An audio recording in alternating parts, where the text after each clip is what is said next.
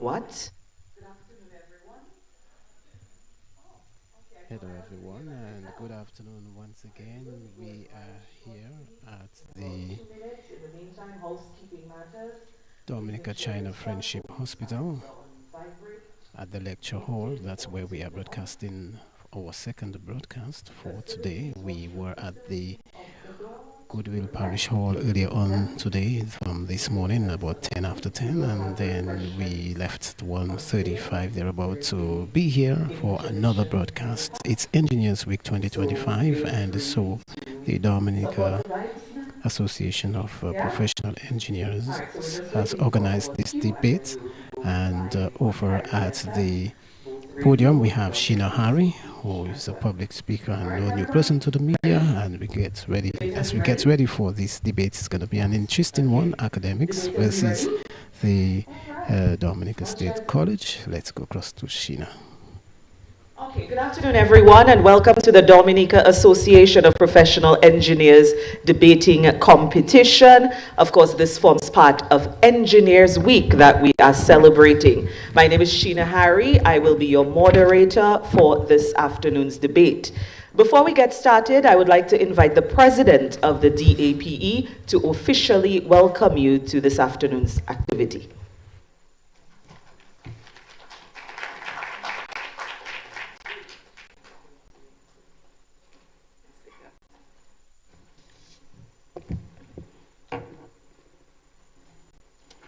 Our honorable judges, Honorable Kasani Laville, Senator Honorable Delbert Paris, Mrs. Jody Dublin Dangleben, directors of the Dominica Association of Professional Engineers and members, faculty and students of the Academic School of Learning and the Dominica State College, management and staff of the Dominica China Friendship Hospital, our gracious host for this event, Madam Moderator, Ms. Sheena Harry, good afternoon.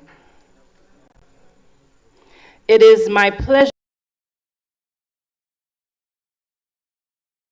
and thought-provoking event organized by the Dominica Association of Professional Engineers, DAPE, as part of our celebration of Engineers Week 2025. As we come together today, we are reminded of the crucial role that engineering plays in shaping the world around us. Engineers are innovators, problem solvers, and creators, continuously working to improve infrastructure. It is through this lens of progress and innovation that the radiology department with 5 imaging modalities, oxygen production plant, dialysis machines, and various other health technologies where engineering is required. This year, we are proud to engage our youth in an important discussion about the future of engineering. And we are especially excited to have students from the Dominica State College and the Academic School of Learning participate in today's debate. The topic, the rapid advancement of AI is a threat to engineering jobs and will soon lead to a lack of innovation in the field. This topic is one that touches on the intersection of technology, creativity, and the ever-evolving world of engineering. Through this event, we aim to inspire the next generation of engineers, encouraging you all to embrace innovation and think about the role you can play in shaping the future of engineering in Dominica and beyond. Whether you are considering a career in engineering or just simply interested in the discussion, I hope that today's debate sparks your curiosity and encourages you to learn more about this fascinating field. The Dominica Association of Professional Engineers believes that it is essential to foster an environment where young people are encouraged to think critically, engage in research, and explore the future of the fields they may one day pursue. We also recognize the importance of engineers being skilled communicators. The ability to present ideas, arguments clearly and persuasively is vital, as engineers often need to present technical proposals and projects to funding agencies, management teams, boards of directors, from diverse backgrounds. In these situations, we must be able to convince stakeholders that our initiatives and complex methodologies are valuable and worthy of support in the long run. I would like to take a moment to thank the participants, the schools, and the teachers for their hard work and dedication in preparing for today's event. Your passion and commitment to this conversation will help to push the boundaries of what is possible and create a brighter future for all of us. I would also like to thank our corporate collaborators for this event, ACE Engineering Limited, whose representative is here with us today, who sponsored the awards for the debaters, Do It Center, who also sponsored prizes, Argos Dominica Limited, who sponsored the live broadcast via Kyrie FM, and the Dominica Hospitals Authority for allowing us to use this wonderful venue free of charge at the Dominica China Friendship Hospital. I must also add that this space is available for rental for all of your events. Thank you to our celebrity judges, our esteemed judges, who are all engineers and who have volunteered their time and their talent to being here with us today. A special thank you to engineer Jennifer Joseph James, who was the lead engineer for this event. Thank you. To the audience, I encourage you to actively engage, listen closely, and reflect on the perspectives shared by the debaters. This is an opportunity to learn, grow, and think critically about the challenges and opportunities that lie ahead in the world of engineering. Thank you once again for being a part of this exciting occasion, and I look forward to a lively, insightful, and inspiring debate. Let the debate begin.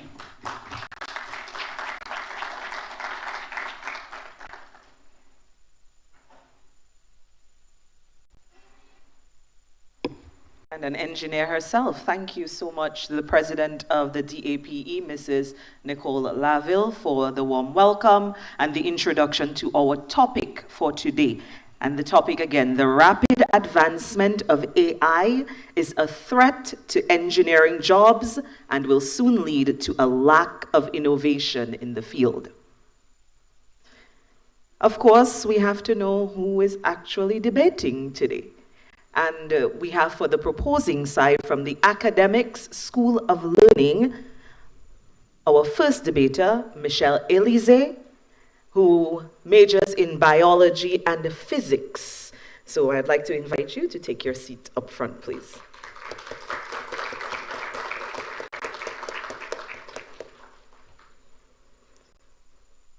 And his partner in crime, Kayleen Dupuy, who is a law student at the Academic School of Learning. Welcome, Kayleen.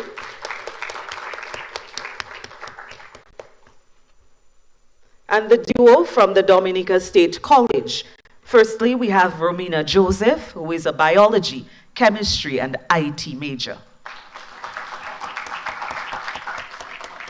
And she's accompanied by Genoa Dangleben, a computer science major at the State College. Welcome, Genoa.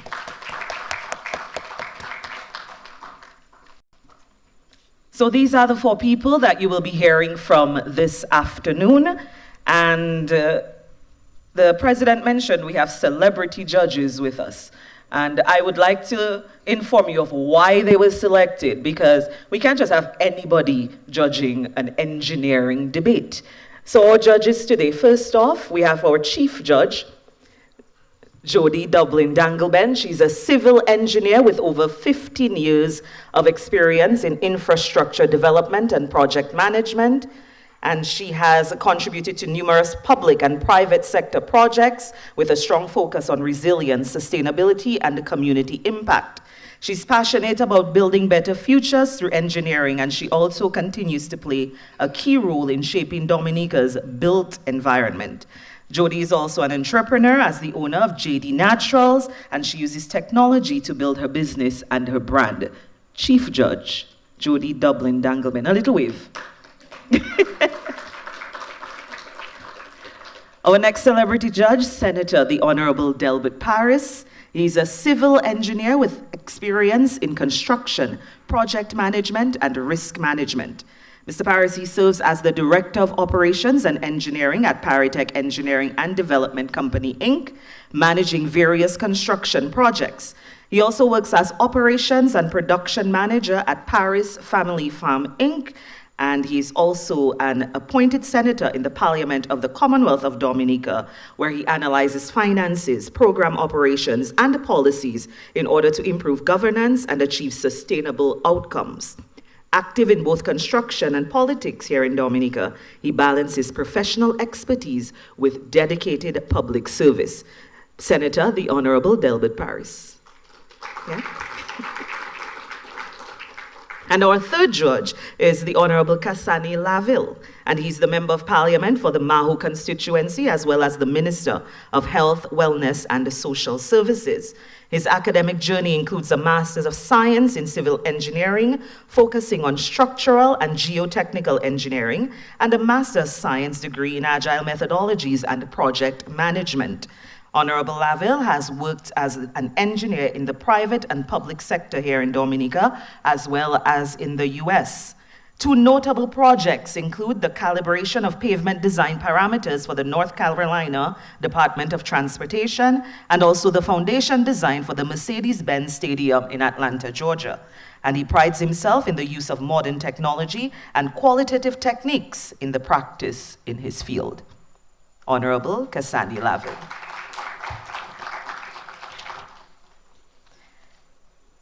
And we'd like to also tell you about how our debaters will be judged, just so you have an idea of what the judges are looking for today.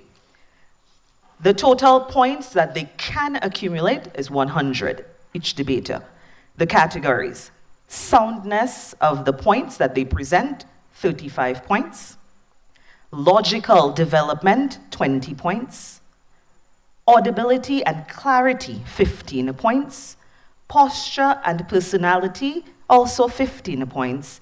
And command of the material, 15 points. Again, for a possible total of 100 points. The process of the debate. First, we'll hear from the leader of the proposing team, that is Mr. Elise. He will speak first for a maximum of 10 minutes. He will be followed by the leader of the opposing team, Ms. Joseph, also for a maximum of 10 minutes. Then she'll be followed by Ms. Dupy from the Academic School of Learning, and she will present for the proposing team for a maximum of 7 minutes, followed by Ms. Dangleben from the opposing side, also for a maximum of 7 minutes. Followed by these presentations, we will give them 5 minutes to prepare their rebuttals. The leader of each team will present their rebuttal for 3 minutes. Then it will be time for deliberation. That is when the judges will be sequestered in a room, and they will get to talk it out a little bit and decide who will be the winner of today's competition, as well as the best speaker for today's competition. At that point, we may engage in a little discussion if you have some questions. We have all these professionals sitting here. Maybe you have questions about the field, maybe how much money they make. You can ask them. If you want to know how much engineers, you can ask them. That's okay. So we'll engage in a little discussion, a little rapport in between while the judges deliberate, and then the judges will return and we will present the winners. We'll present awards for the best speaker, and of course we have tokens for all participants. Okay? Are we clear on that? We good? Excellent. All right, so our timekeeper for the debaters, she's sitting right here. Wave. Oh, that's you. Mrs. Laville. Sweet. She's my timekeeper, please. I want to, so they can have a clear view of the timekeeper. Better, yeah? Very well. Clear view. So this is our timekeeper. So when there's 1 minute left for your presentation, she will signal. And she'll also signal at the end of your time. Okay? We clear? Excellent. All right, so like Mrs. Laville said, let the debate begin. So I present our first speaker on the proposing side from the Academic School of Learning, Mr. Michel Elise.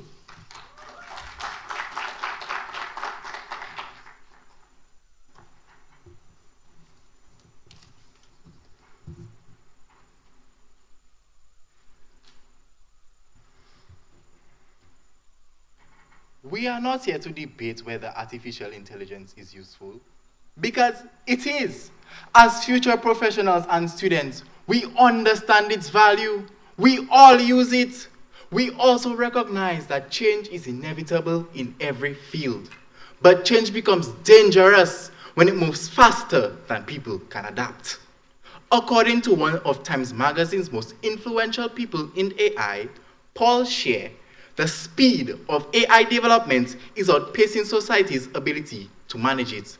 And this, ladies and gentlemen, is the real threat. Madam Moderator, honorable judges, worthy opponents, and my distinguished audience, I bid you a good afternoon. My colleague and I stand resolute in supporting the moot that the rapid advancement of AI is a threat to engineering jobs and will soon lead to a lack of innovation in the field. Before advancing our case, we must define the key terms that shape the scope of our position. Paul Scher's article, Making Sense of Rapid Technological Change, defines rapid advancement as a swift and significant development in a particular field characterized by quick changes or developments that surpass previous norms. A threat is a potential source of harm, risk, or disruption that may negatively impact individuals, systems, or institutions. Dan Segall defines AI as a technology that uses algorithms to simulate intelligent behavior and is capable of learning, reasoning, and making decisions based on data. According to the National Assessment Governing Board, engineering is a systematic application for solving problems that involve creativity, experience, and accumulated disciplinary knowledge. The term engineering is left to be interpreted to broadly include various jobs in aerospace, civil, mechanical, and electrical engineering, among others. McKinsey & Company defines innovation as a process of translating creative ideas to develop new outcomes driven by human ingenuity and problem solving.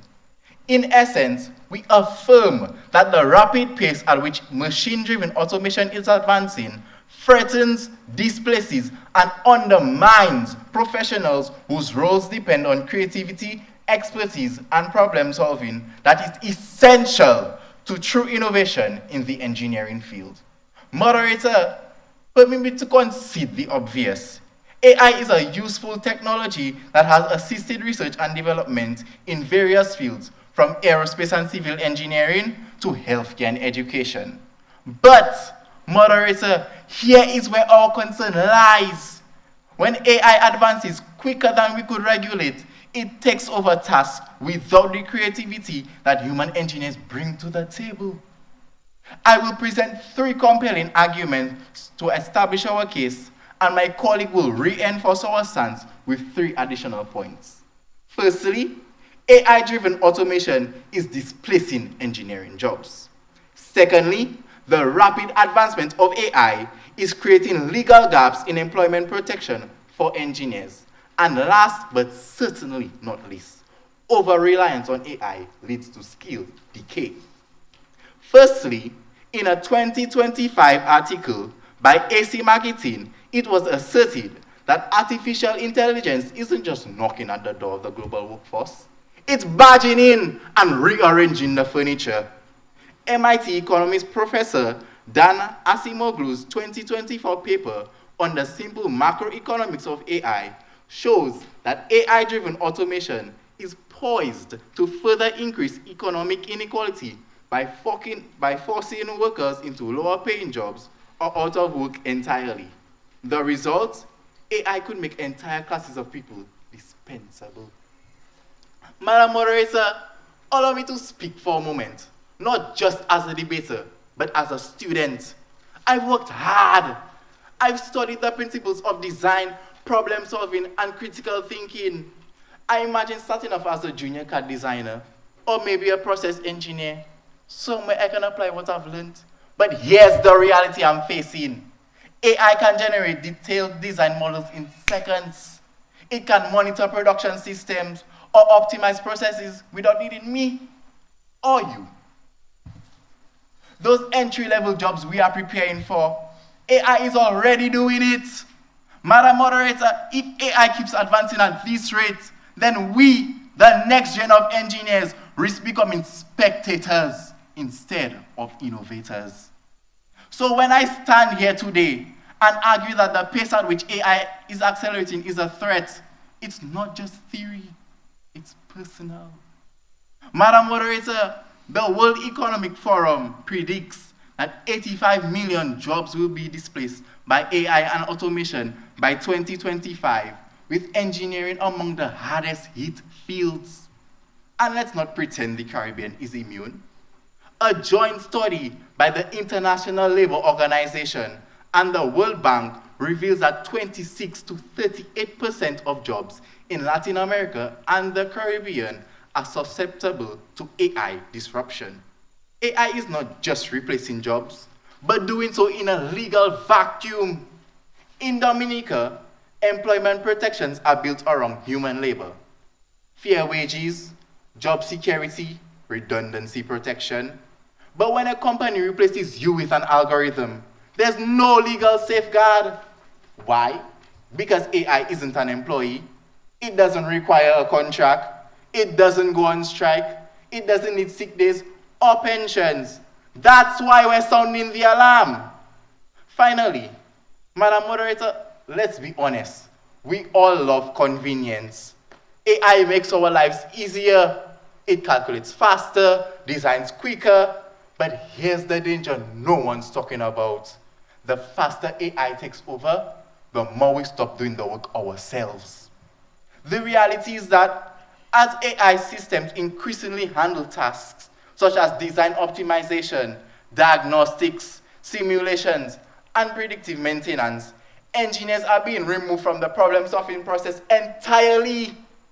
When these core functions are automated, engineers have fewer opportunities to practice, refine, and apply their technical analytical skills. This isn't speculation, it's backed by research. A 2023 report by the Royal Academy of Engineering warns that excessive dependence on AI tools is displacing the routine cognitive tasks essential to skill retention among junior and mid-level engineers. In other words, when AI does the thinking, humans stop learning. At first, it starts off small, automating repetitive tasks, helping with calculations, but as it progresses, we begin to offload more and more responsibility. We want it to analyze, we want it to test, we want it to design, we want it to even make decisions for us. And before we know it, engineers are no longer solving problems. They're just clicking approve. And that is the real threat. A 2022 report published in Nature Machine Intelligence warns that over-reliance on AI in technical fields leads to skill atrophy, reducing engineers' ability to solve complex, unforeseen challenges. When AI is left to handle calculations, designs, and risk assessments, the next generation of engineers will lack the necessary hands-on experience and critical thinking skills necessary to innovate. So we say this: the rapid pace of AI isn't just changing the way we work, it's undermining the very skills necessary to keep this profession alive. And if a field loses its skill, it loses its future. That is why, without hesitation, we stand firmly on the motion that the rapid advancement of AI is a threat to engineering jobs and will soon lead to a lack of innovation in the field. The proposition rests momentarily. Thank you.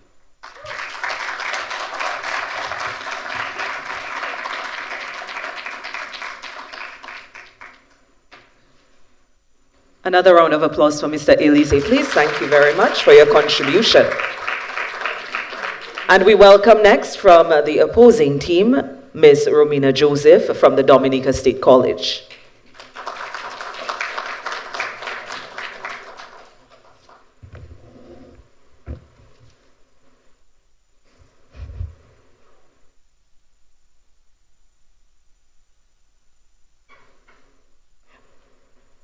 A pleasant afternoon to the moderator, honorable judges, worthy opponents, my colleague, Dominica Association of Professional Engineers, committee members, all invited guests, members of the media, staff and students, ladies and gentlemen. The rapid advancement of AI is a threat to engineering jobs and will soon lead to a lack of innovation in the field. Laughable. I emphasize this to make my firm opposition to the motion clear. In simple terms, the mood suggests that AI will compromise job security for professional engineers in the near future. However, this claim is deeply flawed and borders on propaganda. Before delving into my arguments, let's define some key terms. According to the Merriam-Webster dictionary, rapid refers to a fast rate of motion, activity, or occurrence. Advancement is the progression to a higher stage of development. Artificial intelligence, or what we call AI, is the ability of computer systems or algorithms to imitate intelligent human behavior. According to the Oxford Dictionary, a threat is an expression of intent to cause harm or damage. Engineering is the application of science and mathematics to make natural forces and materials useful to people. And innovation refers to the introduction of something new. Now, why is this claim fallacious? Firstly, AI fosters innovation rather than stifling it. In fields such as mechanical, civil, electrical, and software engineering. Secondly, professional engineers' expertise and judgment remain irreplaceable, especially in unpredictable situations. And lastly, AI will generate more engineering roles, not fewer. For these reasons, I strongly oppose the motion. So let's explore these points further. Fundamentally, and for clarification, AI does not hinder innovation in the engineering field. Instead, it acts as a catalyst for breakthrough advancements. In engineering, AI-driven algorithms are enhancing the design of structures, vehicles, and systems by simulating and testing multiple scenarios rapidly, allowing engineers to explore innovative solutions that would have taken far longer manually.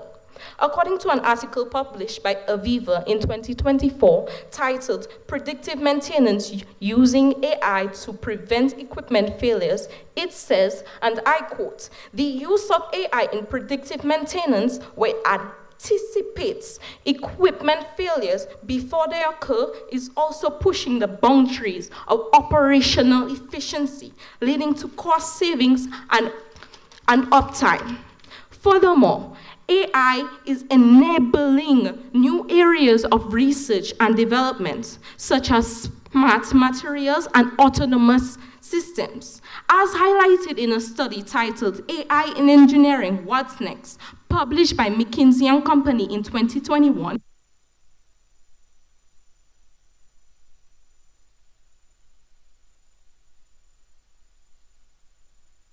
to 50% and reduces costs significantly, while simultaneously enabling engineers to explore creative solutions to engineering challenges. Rather than inhibiting progress, AI is accelerating it, driving the engineering sector toward a future of greater innovation and sustainability. Secondly, while AI brings remarkable advancements to engineering, my worthy opponents, do you really believe that it can ever replace the irreplaceable? Human judgment? Can a machine truly make the high-stakes, complex decisions that define the very essence of engineering? The answer is a resounding no. according to an article published in 2024, titled AI's Threat to Engineering Jobs, Why Critical Thinking is Key for Engineers by the Hindustan Times. And I quote, they said, while AI can analyze data and suggest solutions, it is who must apply the experience, intuition, and critical thinking to evaluate these suggestions and make decisions that account for real-world complexities. Moderator. AI may excel at automating repetitive tasks and optimizing efficiency, but when faced with uncertainty, it predict the unpredictable. Tell me, can they? Let's say in the next 5 or 10 years, can it adapt on the spot in ways that human experience and intuitional thinking, lived experience, and ethical reasoning are the ultimate decision makers? Engineering. I cannot stress opponents. It's about people. The decisions engineers make shape society, impact the environment, and determine safety standards. Would engineers solely to consider ethically and not just statistically the lives affected by a poorly designed bridge, a faulty electrical grid, or an unstable structure? Known as Anthony Libla, manager and chief engineer at ACE Engineering, I don't think we'll ever get to that level of AI displacing jobs in the engineering field because judgment doesn't always deal with the hard facts. You have to do some background work and also taking in consideration things like ethics, end quotes. An engineer said this.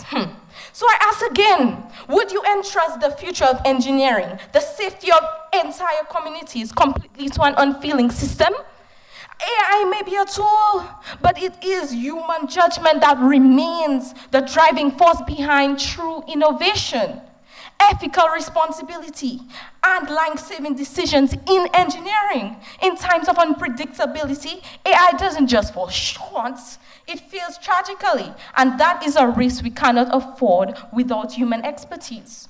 Honorable judges, my opponents may try to make you believe that the rapid advancement of artificial intelligence is a threat to engineering, traditional engineering jobs. However, in reality, AI is not an instrument of destruction, but a catalyst for transformation. The world is constantly revolving. They said it themselves. The world is constantly evolving, driven by human ingenuity. And AI itself is a testament to this. A remarkable innovation developed by who? Software engineers. Who envisions AI as a transformative force aimed at enhancing efficiency, automating routine tasks, and augmenting human creativity within the software development. Is this: can the majority of engineers truly be replaced by the very systems and machines they created? The answer is a no. A study on artificial intelligence published in 2016, it says, and I quote, AI does not pose a threat to workers. It concludes that AI integrations into various industries will yield useful applications with overwhelming positive impacts on society, end quote. AI is not eliminating engineering jobs, it is revolutionizing them. To understand this, ability to hurricanes, earthquakes, and other environmental factors. Hence, the introduction of AI-assisted jobs, such as AI-assisted software engineering or human AI research engineering, can help and enhance the resilience and efficiency of the country's engineering sector by integrating AI infrastructure planning, disaster preparedness, and reconstruction efforts. Lastly, historical trends prove that technological advancement create new job opportunities rather than eliminating them. Just as past revolutions in automation, electricity, and the internet led to the emergence of new professions, AI will drive the next generation of engineering careers.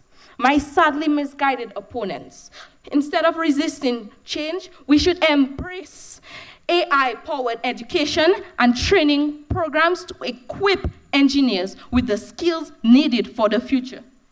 The time is now. I rest my case. Thank you.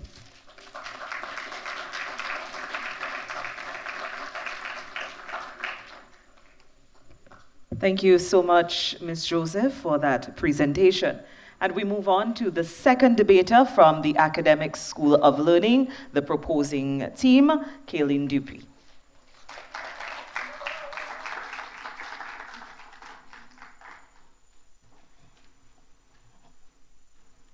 Advance, advance, advance, man, and give them AI.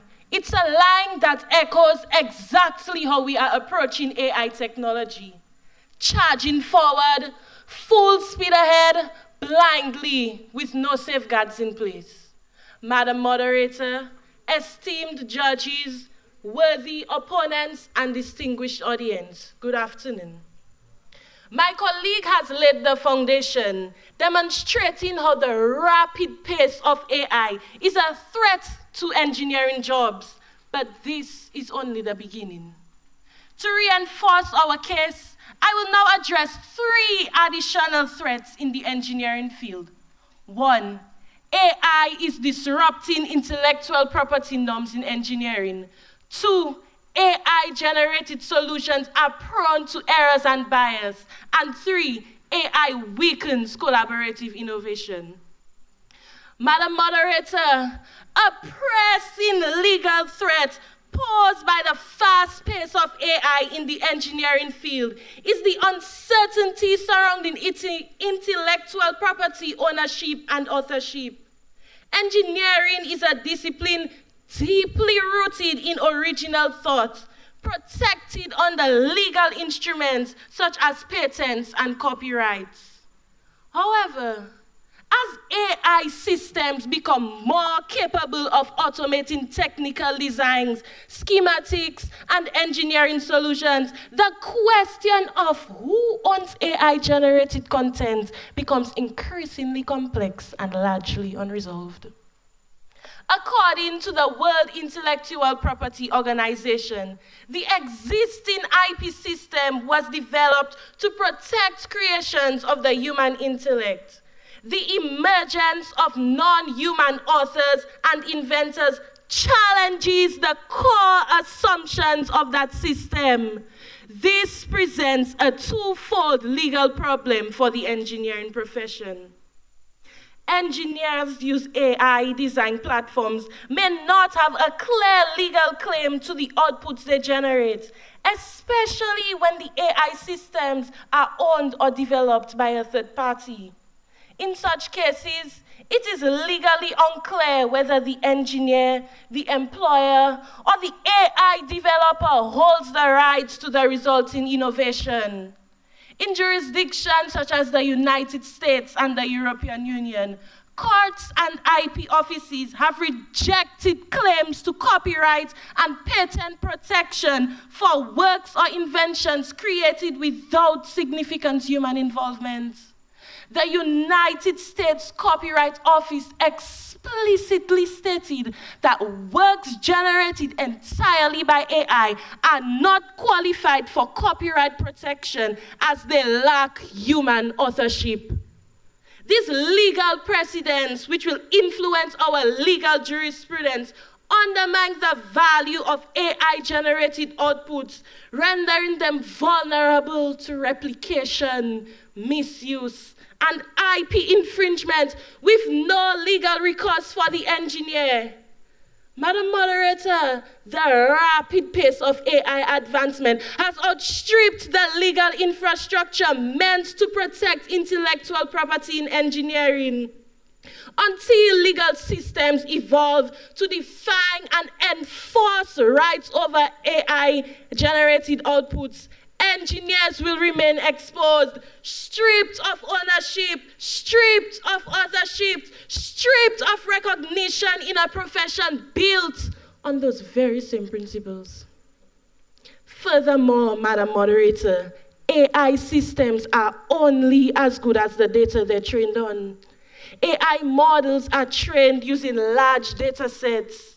These models learn patterns in the data and use these patterns to make decisions or generate outputs. If the data is flawed, biased, or limited in scope, the AI will reflect those same limitations without knowing it's doing anything wrong. In engineering, this becomes dangerous. AI might recommend designs that worked in the past, but are certainly not suited to new climates and materials. It may miss emerging risks that are not yet in the data. As Gary Marcus, AI expert and author of Rebooting AI, puts it, AI systems can be confidently wrong, and when we trust them blindly, the consequences can be fatal, especially in high-stakes fields like engineering. Madam Moderator, engineering has always thrived on collaboration. Diverse teams of engineers brainstorming, questioning, and refining ideas. A 2023 article in the Harvard Business Review observed that over-reliance on AI within engineering teams has already begun to reduce critical discussion and stifle creativity, especially among younger engineers who are more likely to defer to the system's outputs rather than question them. When the level of collaboration that is required to drive innovation is replaced by over-reliance on automation, we slowly eliminate innovation, and that is precisely the threat that this motion seeks to expose. Madam Moderator, we take pride in our engineers in Dominica. Mr. Fabian, Mrs. Laville, Honorable Laville, when we hear these names, we feel proud. Their work is not just technical, it is a craft, a responsibility, a commitment to safety and innovation. But what happens when AI begins replacing them? At this rate, we may soon have to rename the Dominica Association of Professional Engineers to the Dominica Association of AI-Controlled Engineers. Because if AI continues on this unchecked path, there won't be many human engineers left to be part of it. And so we stand firm in our position. The rapid advancement of AI is a threat to engineering jobs and will soon lead to a lack of innovation in the field. Thank you.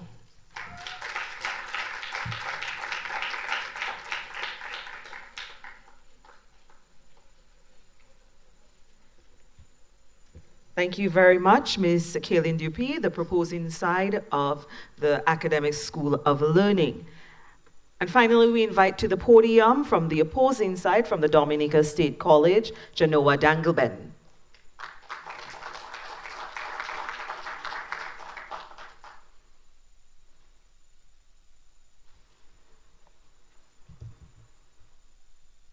Good afternoon, humans. Or rather, I should say, ladies and gentlemen. Avid judges, Madam Moderator, my competent opponents and colleague, members of the audience, good afternoon. Romina, my most able colleague, provided 3 solid points. I will now offer 2 more points to complete our argument against the topic. The rapid advancement of AI is a threat to engineering jobs and will soon lead to a lack of innovation in the field.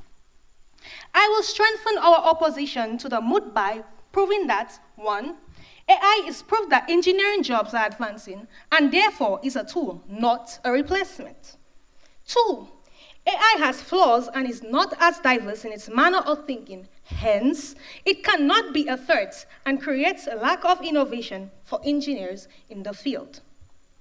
First, I want you to know that AI is a tool and a replacement by no means.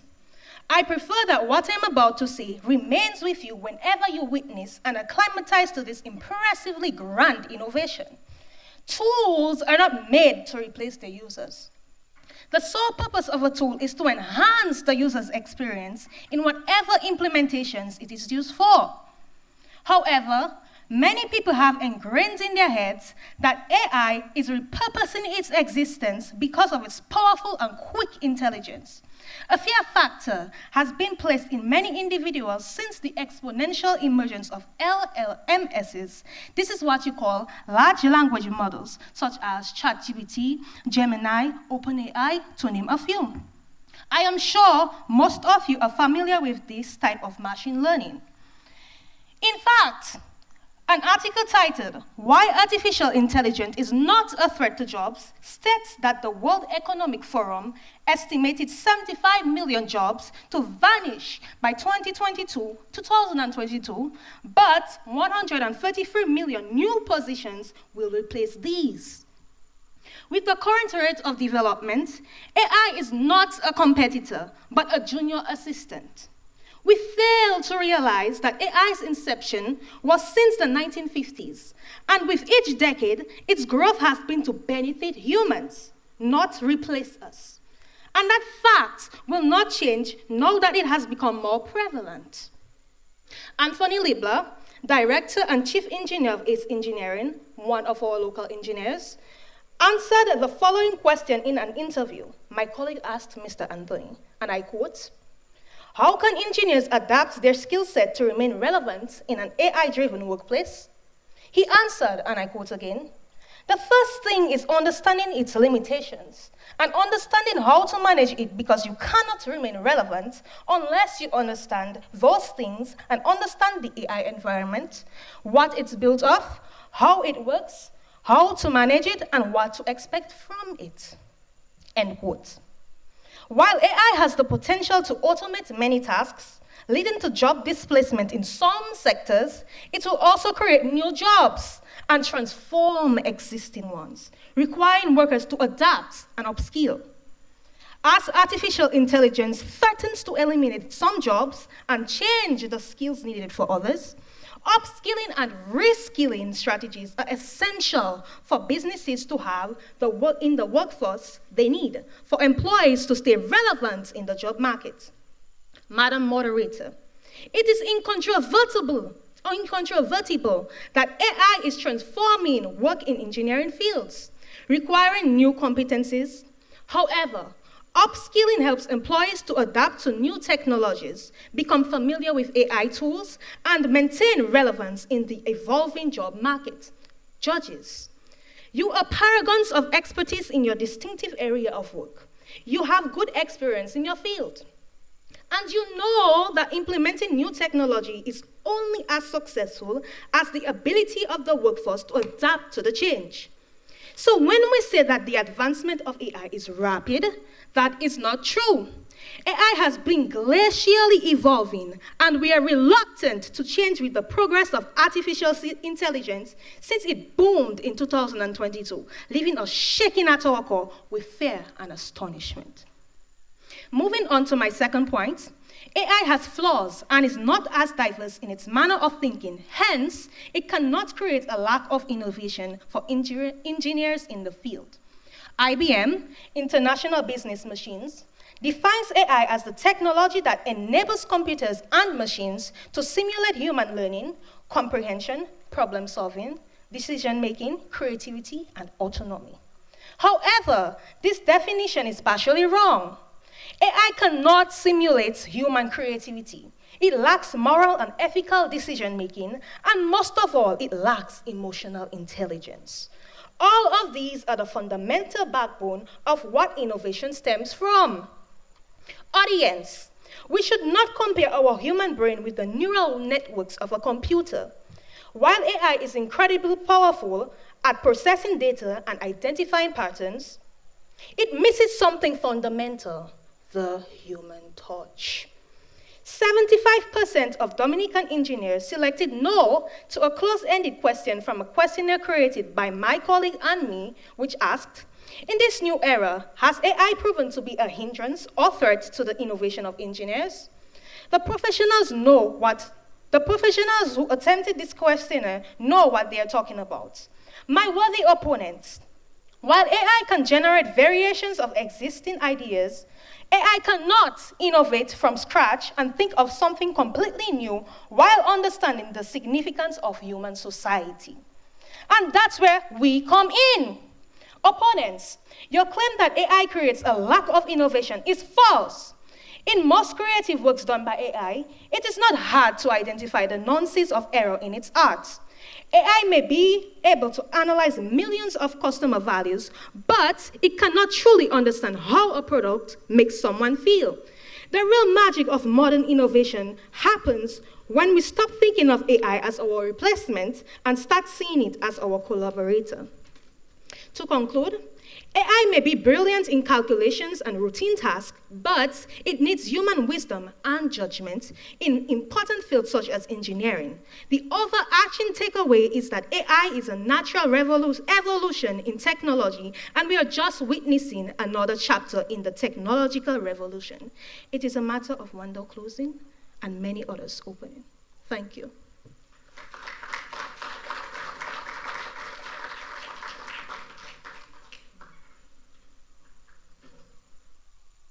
Thank you so much, Ms. Dangleben. Another round of applause for our debaters. And at this point, they will be preparing their rebuttals. So I ask for complete silence as they speak it over. Yeah, so remember you have 5 minutes before your rebuttal, and your time starts now.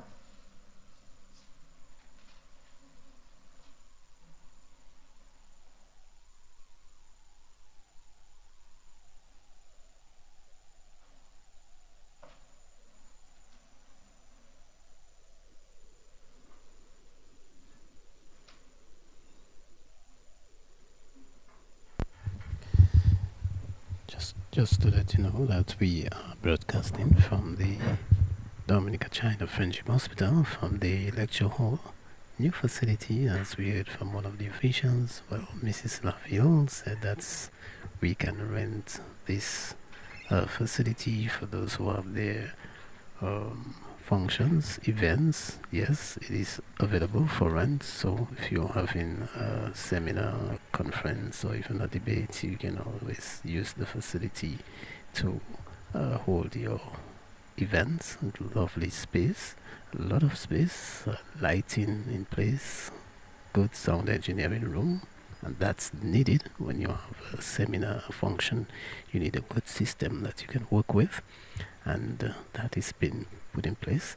You need to see it, and we'll of course provide an opportunity for a few pictures to show you on our internet, of course on our Facebook, the facility here, and lovely podium. Everything is well AI set up. I see my chief engineer, my chief technician smile as I say AI setup. It's really is lovely in here at the lecture hall of the Dominica China Friendship Hospital. As we continue to bring this broadcast live to you, the students are all quiet. Everyone is quiet, allowing the students to do their little preparation to rebuttal, prepare themselves. It's been quite an interesting discussion here at the lecture hall of the Dominica China Friendship Hospital. The judge's decision, we all know, are final, and the judges are putting the tabulating, of course, as the students prepare the first part of the debate, and it's left to see who will win this debate.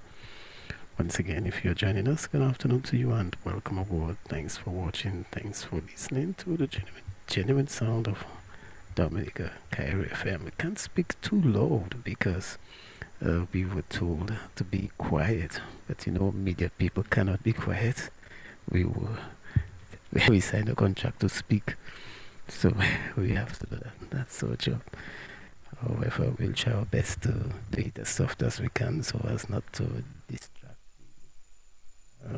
debaters as they put their thoughts, their ideas, prepare the opportunity to remind you that you're listening to Kyrie FM.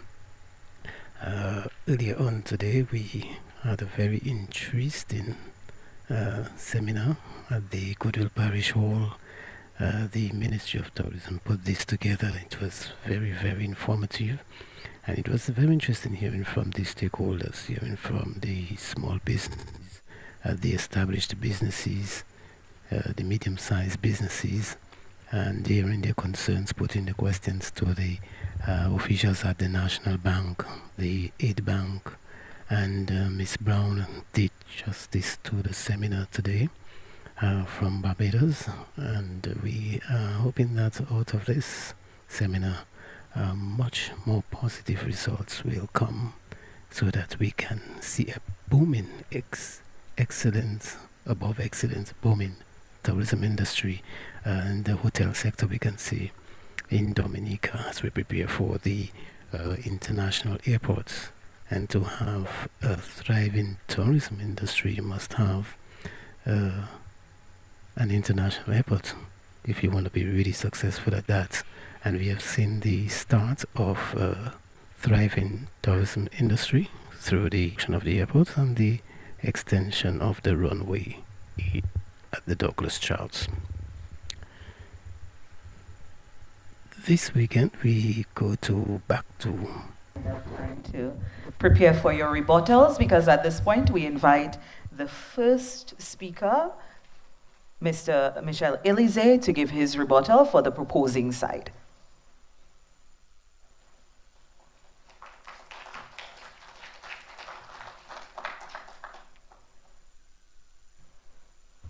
Good afternoon once again to all. Thank you, opposing team, for your presentation. But respectfully, I must say you've completely missed the point. We are not arguing that AI is threatening.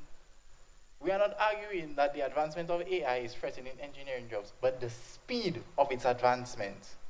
You argue that AI is simply a tool, an assistant, a catalyst, not a replacement, and not a competitor.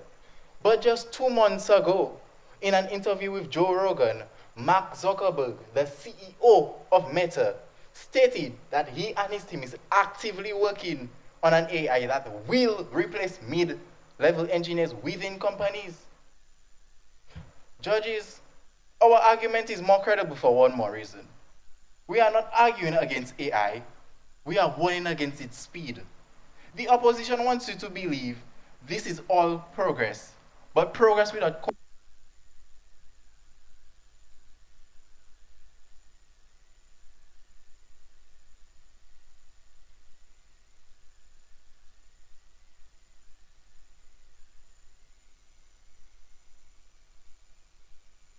and learning, assisting, collecting data and building, and eventually it will replace us. That's why we stand firmly on the moot that the rapid advancement of AI is a threat to engineering jobs and will soon lead to a lack of innovation in the field. Thank you.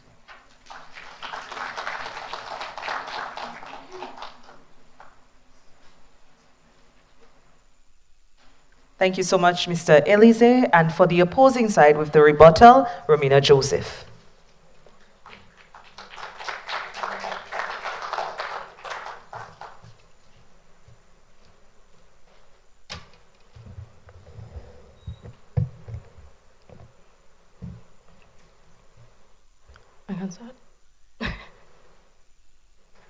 Ladies and gentlemen, I want to repeat the prompt.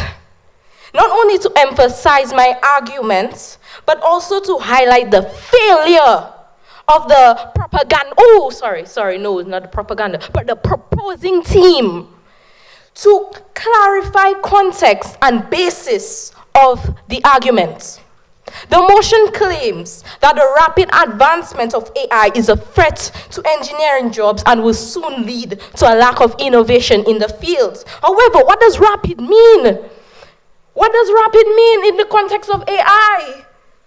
AI advancements typically unfold, no matter what Joe Rogan said, over 5 to 10 years. In such a technical field like engineering, that you can just tell AI to go build a bridge and it will build a bridge for you. Tell it to go and build a bridge now in the next 1 year. Tell it. Will it build that bridge? Will it? My fellow engineers, my fellow Dominican engineers, advancements does not happen overnight. It takes years. It takes years. This is not an uncontrollable surge, but a gradual evolution, just like the internet. One that engineers have the ability to adapt to. Similarly, how soon is soon? 5 years? A decade? If AI were an immediate danger, we already see mass displacement in Dominica. My fellow engineers, my fellow judges, you all have jobs, you all are engineers. Is AI displacing you all? And stagnation in engineering innovation. But that is simply not the case. The AI is an innovation in itself, developed by software engineers. Leading this. The claim, the proposing side claim that AI will stifle innovation due to over-reliance or reduced human creativity is fundamentally flawed. AI systems, no matter, I'm telling you, no matter how advanced, lack the intrinsic ability to think holistically, understand context, and as my colleague pointed out, have the delicate human touch. AI can generate solutions based on existing data, but it is engineers who provide the vision, the creativity, the innovation, and ethical considerations to translate these solutions into real-world applications. Magwesa. My opponents, you speak about the rapid change of AI in engineering jobs, but you fail to mention the actual impact. The actual impact in our home island. Is AI displacing your jobs? Is AI displacing your jobs? So I ask, what is the real threat? The real danger is not AI itself, now is resisting the change. Instead of falling into baseless fear, we should be focusing on upskilling, education, and innovation, which is already happening in our education system. For these reasons, the proposition argument crumbles under the scrutiny. AI is not an adversary to engineering, it is greatest asset. Thank you.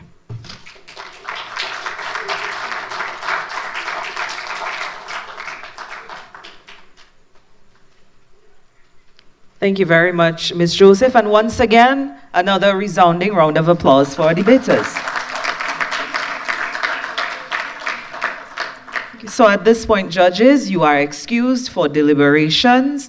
We have our ushers here to show you to your room. Thank you.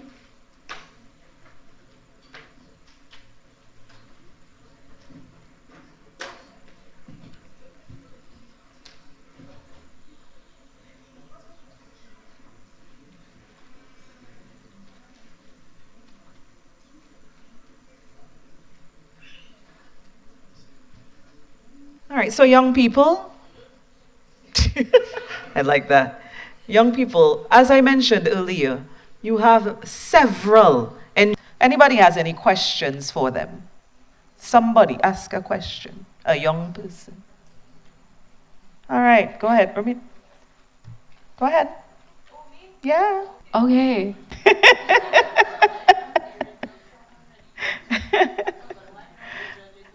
After. She can come to you and ask, but no.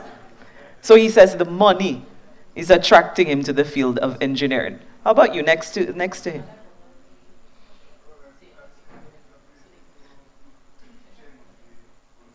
Your ability to change the world. All right, any engineer wants to tell them, what's your experience? What do you think that you have contributed to change the world in your field?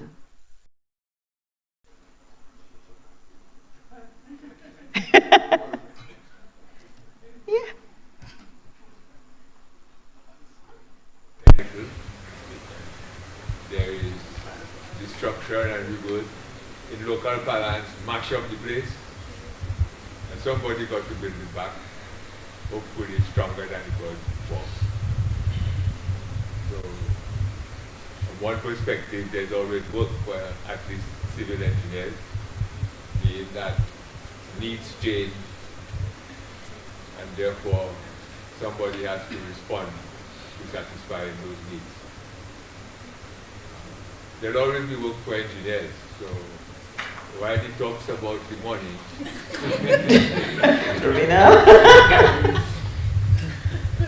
in effect, because you always have work, there's always some money involved. Whether it's sufficient is another story, but employment is almost guaranteed, which may be a very important issue in time to come. Okay, so Ms. Joseph was cheering you on here. I think you inadvertently gave your opinion on the topic. Thank you so much. We have another question for you. Do you all believe your degrees are worth more than our own since we are... Okay, I should say our. Do you believe that your degrees would be worth more than this generation considering the amount of assistance we are getting from technology? Well, you still have to use your head, eh? You have to be able to make, as you also mentioned, critical judgment as to what is good and what is better. But I would like to make a comment on it. I feel that I don't think we can downplay the dangers of the modern technology to the whole human experience, because one of the things that a lot of studies are showing now is that we have shorter attention spans because of the technology that we're consuming. So it's gonna have an impact on us, and I think it's sometimes negative. And the ability to focus on a task, if that diminishes, that's going to have a negative impact on society. I mean, it is having that negative impact right now. And so I think it's those kind of challenges, we have to be able to confront them. It's not a question of it causing a particular harm or not. It's that these technologies do have positive and negative impacts. We have to embrace the positive impact and mitigate the negative impact. Question in the back. Question for the engineers. Can you describe the process of studying as well as what interested you in studying engineering? Okay, so the process of study and what interests you in the field. Anybody else? Mrs. Stalin, you want to tackle that one? Well, you were standing, so I think. Okay, go ahead. No? Okay.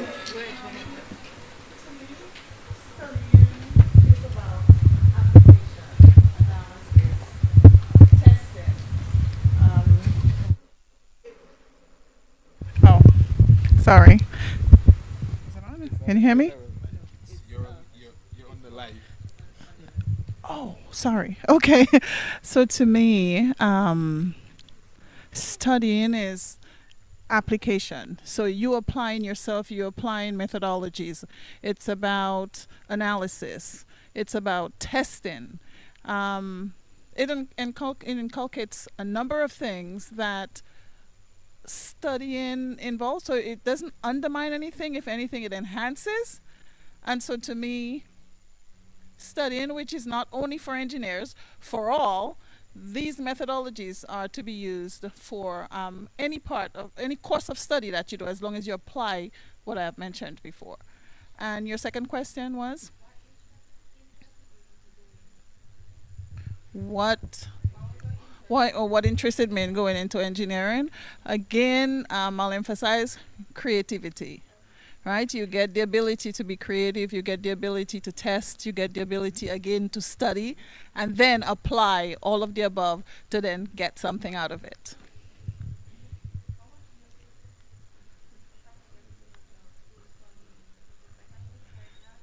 How many years did it take me to become an engineer? So in my case, it was a little bit different because I did a major and a minor. So it took me 5 years. That's it. Thank All you. right, thank you. Another question in the back. Go ahead.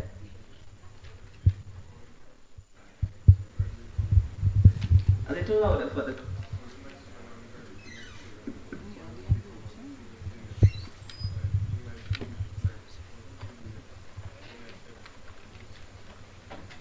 Next step after graduating with an associate's degree, civil engineering, is that? Okay. What would be the next step? Engineers. Well, or advise him on what his next step should be.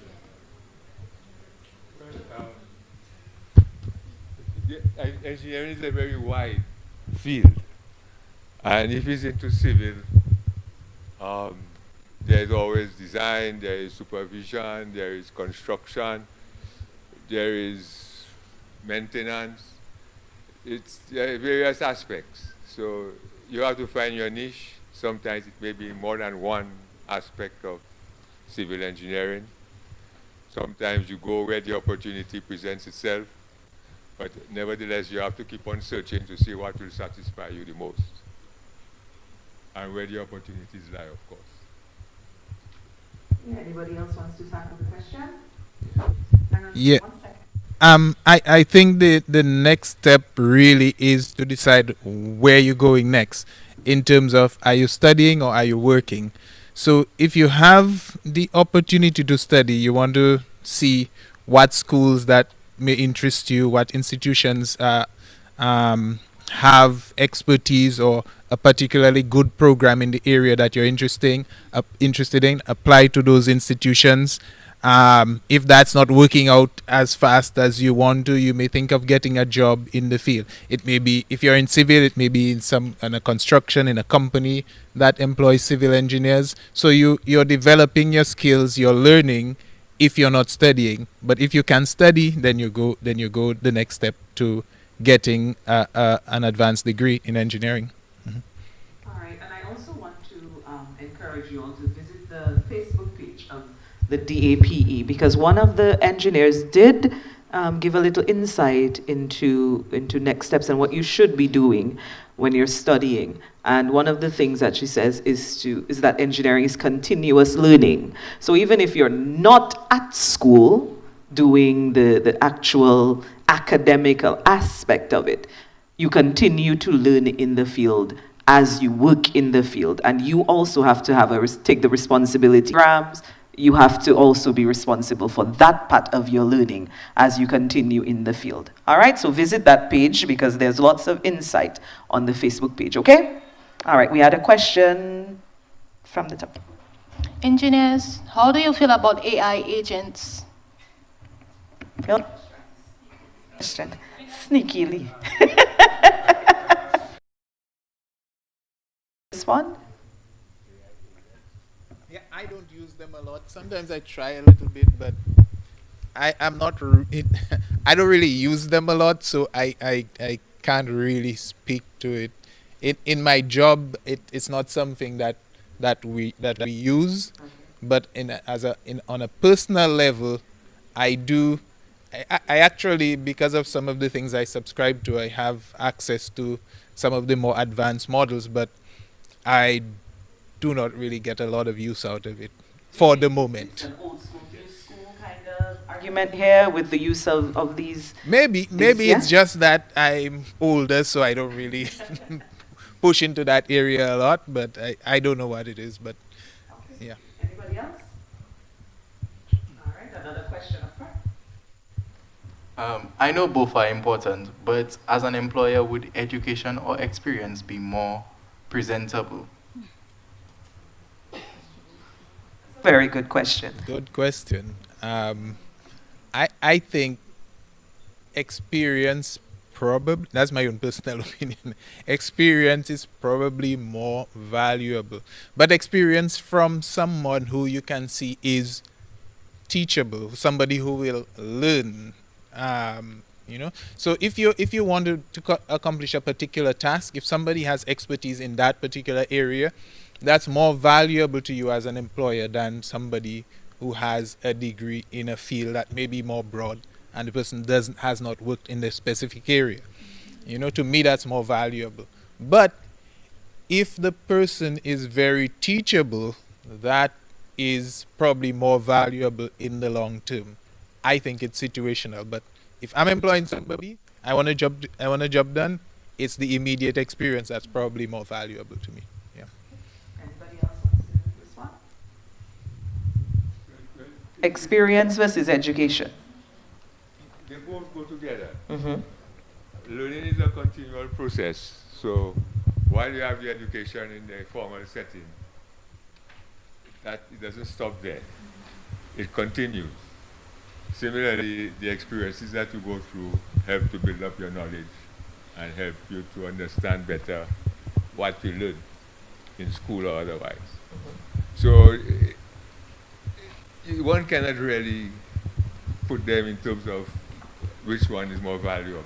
They both are. So life is a continual process. Okay, go ahead, Jennifer.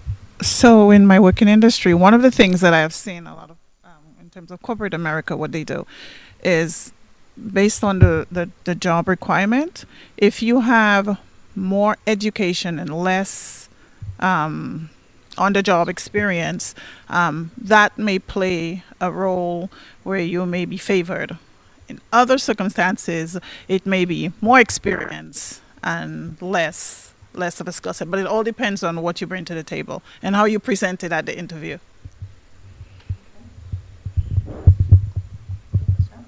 Any other questions? All right, go ahead.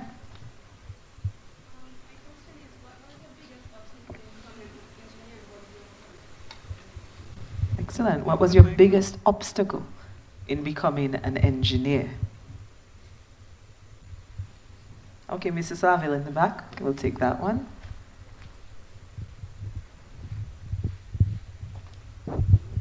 For me, my biggest obstacle was when you pursue the advanced degree, right? So you move from a stage, your high school, college stage where your teachers to basically tell you everything that you need to know. You're ready for the test and they tell you everything you need to know. When you advance to that engineering degree, they're not going to do that. You have to work for yourself and you have to find out things for yourself. The test will come and you will wonder, when did my professor teach this?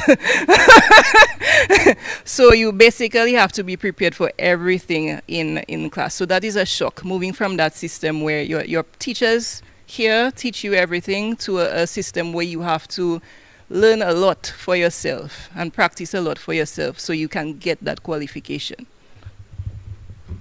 I hate to point this out to you students, but that applies to every single career. You learn on the job. You go to school and they teach you all kinds of things so you can take a test. And then when you get to the job, you wonder, how do I apply all of the things that they taught me to this job? But you learn a lot more on the job than what you did in school. Anybody else? Any other questions? Jennifer, you have something to add to that? Go ahead. So mine is being a woman, being looked at in a field of dominated field of men, looking at me as you're a woman. What are you doing here? You should be home. And so it was just a matter of you using that to propel you to even prove that you're capable of doing it. Okay, so I'm not sure if you heard, but she was saying that the main obstacle for her is being a woman in a male-dominated field. And that too is on the Facebook page. We spoke about we spoke about that on the Facebook page, being a woman and what it will take for you to excel in a field where men have dominated for generations. But it's wonderful to see that many women are on board. We see Mrs. Laville, we see Jennifer, we see one of our judges, also an engineer. And in the back, so we see a few women who have excelled in the field. And of course, young ladies, if you are interested, be sure to pick their brain after, okay? Any other questions? Anybody else? Yes. Oh, hang on 1 second. 1 second. What has been said concerning the male-dominated field, because I am the main lecturer for the Building and Civil Engineering group at the Dominica State College, right? I also deliver courses to the architecture group. And over the years, I have seen that it has been changing gradually, right? From when I started, this year gives me about 21 years at the Dominica State College. Thanks. And we actually started, when we started 2004, you're talking about only two students, all right, two female students in the actual, entire group of 28, 29, And over the years, there were certain times you had only one, other times no girls at all, all right, no female, all right. But right now, I'm looking at this present cohort. We are talking about 3 students or 4 being female in building and civil engineering and architecture. I've seen a real, increase in the numbers in architecture. You're talking about 5 and 6, female students. So it's something, it's work in progress, all right? Because the ladies are becoming more, comfortable with the male-dominated fields, and I really, support that movement. Thanks. Thank you so much for that contribution. Go ahead.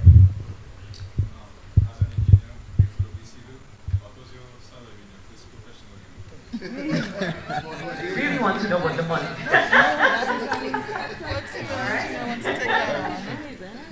That's a long time ago. My salaries are not what they used to be. Yeah. Then, that was many, I want to know how many years ago, but in the civil service at the time, maybe $3,000 or $4,000, maybe. A month you're talking about. That was a long time ago. Very long time ago. Yeah. I should have been an engineer a long time ago. Yes. Well, according to the public service at the time, an engineer was paid a little bit more than a graduate teacher. Although the degrees would have been same bachelor's, but engineer was given a little bit more. But also, sometimes it depends of your responsibility on one company. So there are many companies have several engineers on different levels. So depending on your responsibility as a, for example, general manager, project engineer, or engineer on the field, so that's different level. All right. Anybody else with a contribution to that? Nobody else wants to say how much they made? No, I don't want to say. I don't want to say how much I made. Although I don't think I can remember exactly how much I made in my first year.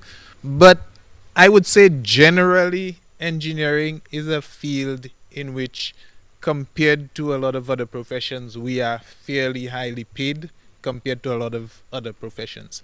And there's also a lot of scope for building a business, in terms of there are lots and lots of engineers that have gone into business for themselves. I'm not talking in Dominica only, but globally. So it's a field that even if you may not be highly paid as an employee of a company, you still have a lot of scope for employing yourself as an engineer. And that's one of the benefits of a field like engineering. That is if you have really put in the work when you're in the young stage of your career in terms of studying and learning the skills and so on. Yeah. Thank you so much. Any other questions? Students? Yep, go ahead.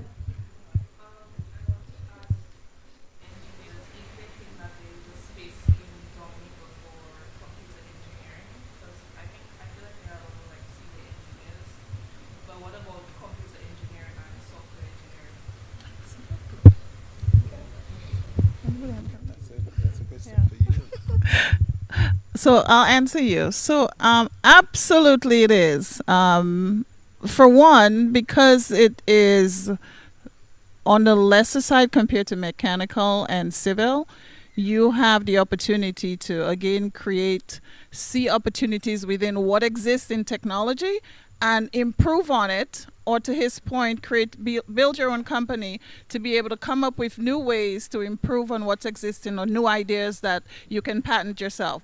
But there are very many opportunities in the field that I work.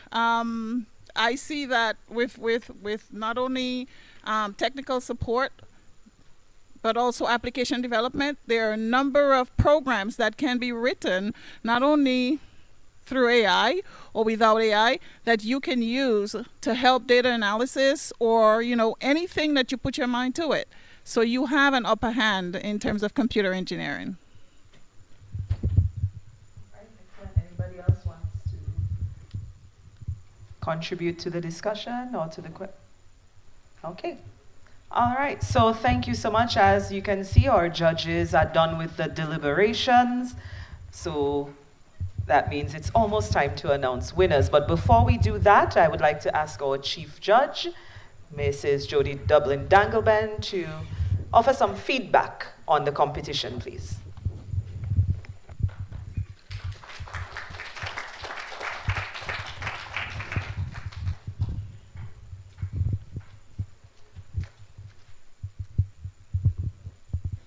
Good afternoon, everybody. So on behalf of the celebrity judges, we want to begin by commending the debaters. You all did a fantabulous job. It was very engaging. We loved the command of the material that you all had. And as well, thank you to the audience for joining us. I feel that you all really researched well your topic. You all had a good command of your material, and the deliveries were very, very extremely passionate, I must say. It was no easy topic. This is a very complex topic, very layered, and we all know it's really deeply relevant in our society today. So the question at hand, our topic was whether the rapid advancement of AI threatens engineering jobs and can it stifle innovation. So it really sparked a really engaging debate, and we've heard very powerful arguments on both sides. And some of the concerns highlighted were the risk of job displacement. We heard about the over-reliance of automation, and also the potential loss of critical thinking and creativity in our field. The others reminded us that AI's capacity to amplify our human potential, create new fields of work, and free us to focus on more high-level innovation.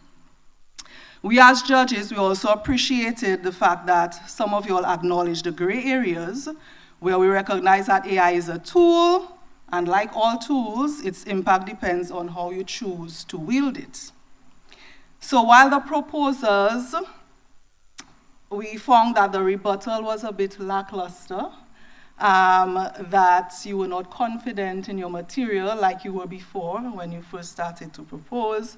But we found that on both sides that you really spoke clear, but sometimes when you have a little too much flair, it tends to overshadow your clarity. All right, so that was just a little note that we wanted to point out to you. And as well, we want to encourage everyone here, not just to reflect on the debate, but carry the conversation forward, carry it into your social networks, your classrooms, your workplaces, and communities. We know the future of engineering isn't something we just want to watch unfold. We have to actively participate in shaping it together. As well,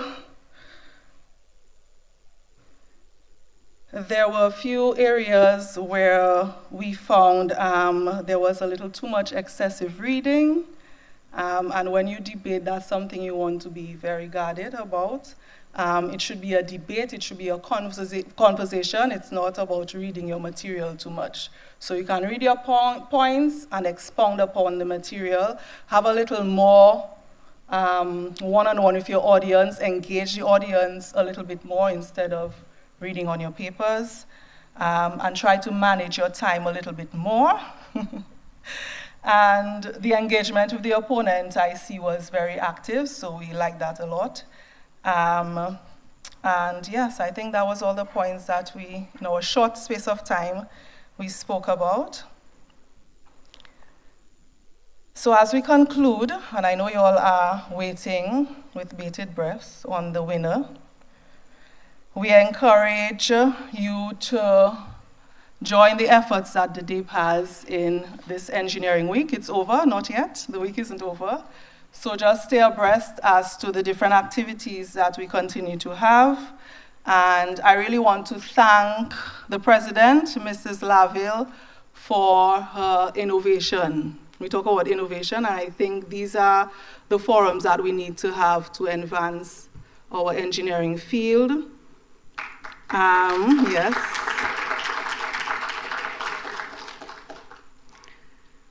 So, for the final moment, the winners with...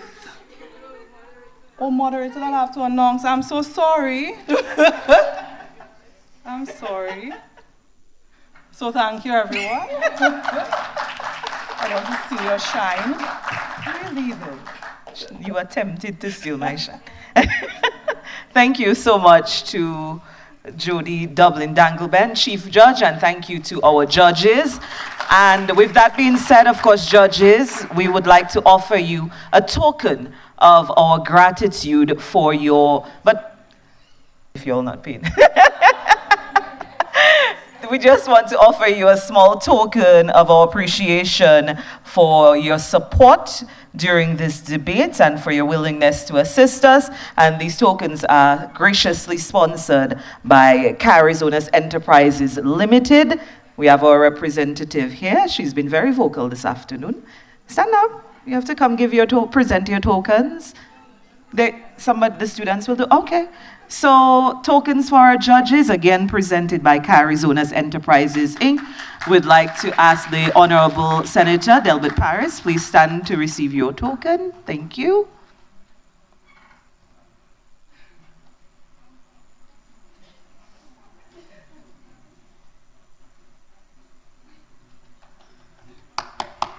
Thank you very much. Awesome. All right, and then Mrs. Jody Dublin Dangleben.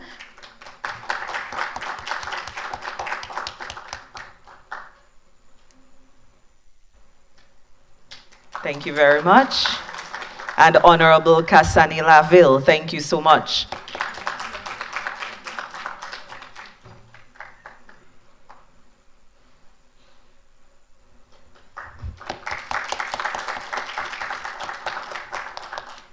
And by the way, special thank you to our student volunteers. In case I forget, our student volunteers who have been assisting us throughout the afternoon, thank you so much. There are a few more somewhere around. Oh, there they are. Thank you so much, all of you. And extra credit. Wonderful.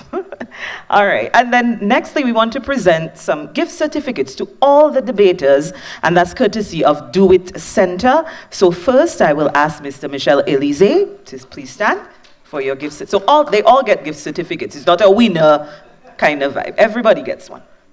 Yeah? Thank you to another corporate sponsor, Do It Center, for assisting us.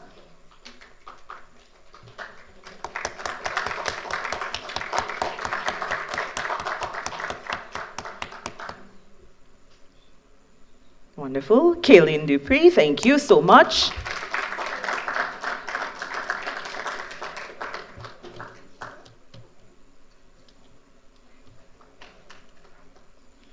Romina Joseph.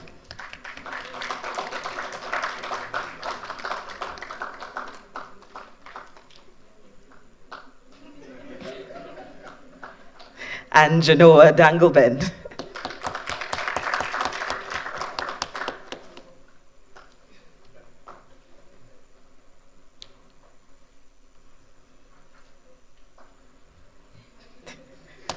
Thank you very much.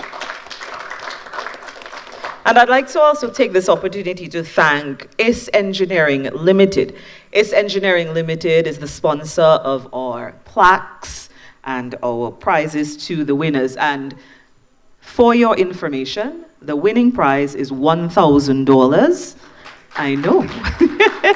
And the runners-up will receive $500. So thank you so much to IS Engineering Limited for your contribution. No drum roll? But before I announce the winner, I know, the award for Best Speaker. And the judges have decided that that award goes to Kaylin Dupuy from the proposing side.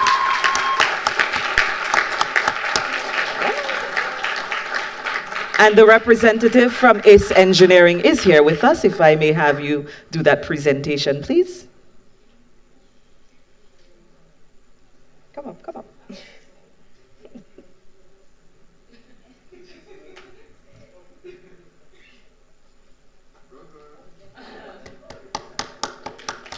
Well done, Kaylin. Congratulations.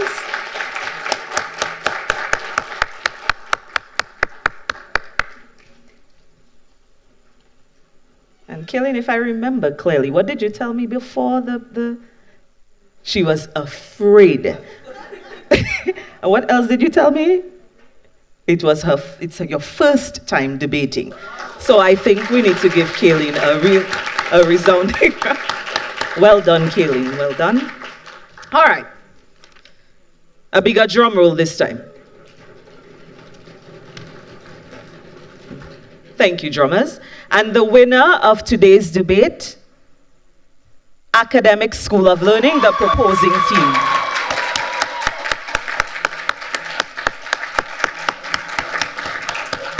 Well done. Y'all, $1,000. Go get your $1,000. You want to? Yeah? That's fine. All right, so, ladies, commendable effort today. I really want to say that, especially, sometimes it's even more difficult to present on a topic that's not your field of expertise. You know what I mean? Where maybe a science is probably what you do. But then you researched and you did very well. So commendable effort. I'd like to present first Romina Joseph. Well done, Romina. Thank you so much. And Genoa Dangleben, again, the Dominica State College.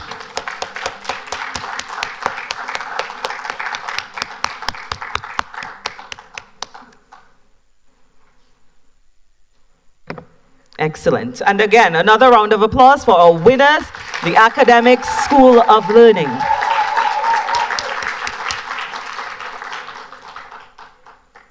Mr. Which one do we have first? We don't want to give them the wrong certificate. There we go.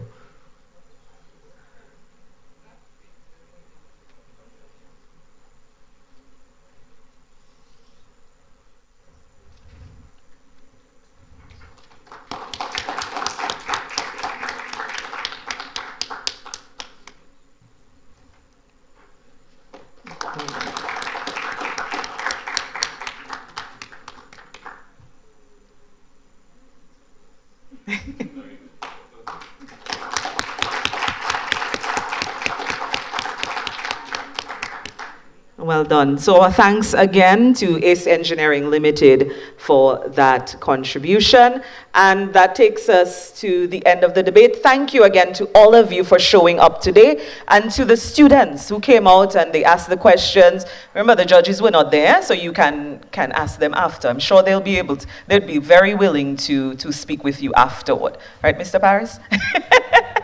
All right, so you can ask them those questions afterward. Thank you to the engineers who are here today and who engaged the students and answered their burning questions. Thank you so much for your contribution.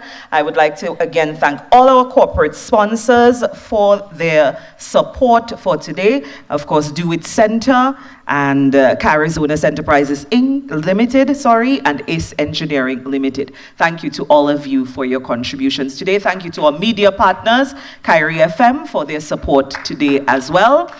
Thank you for bringing our activity live, and I hope everyone continues to... the live broadcast compliments Argos. Any representative here from Argos? My apologies. But the live broadcast is being brought to you compliments of Argos. So thank you so much for that.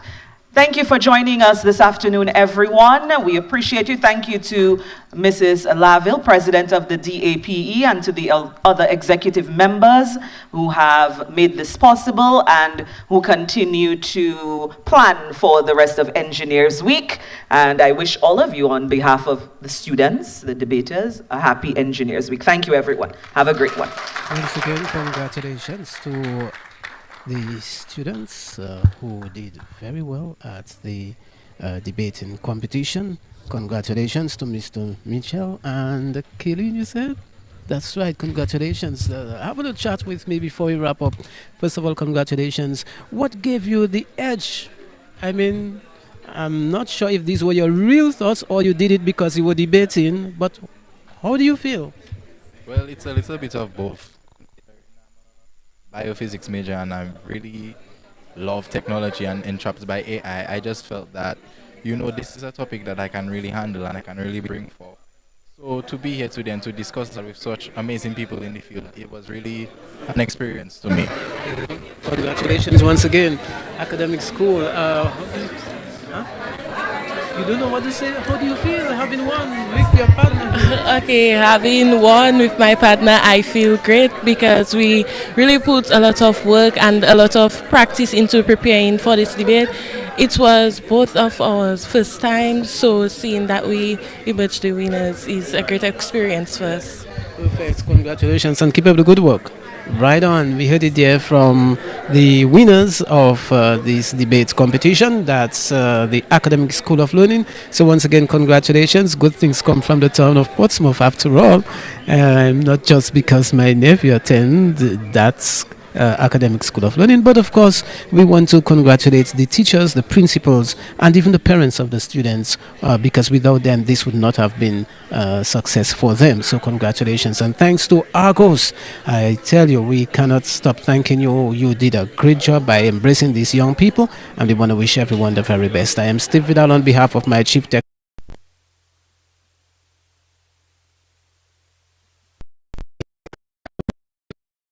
Forget tonight we have the Dominica Association of Industry and Commerce. Ashma McDougall and the team will be in tonight with a special program from 7 o'clock, and then at 8 o'clock we'll be in your real talk. Don't forget as well the Cancer Society's AGM on Saturday. Join us for live coverage of that, and then we head back to Maho on Sunday night. Yes, it's all about cricket, the finals. Good afternoon.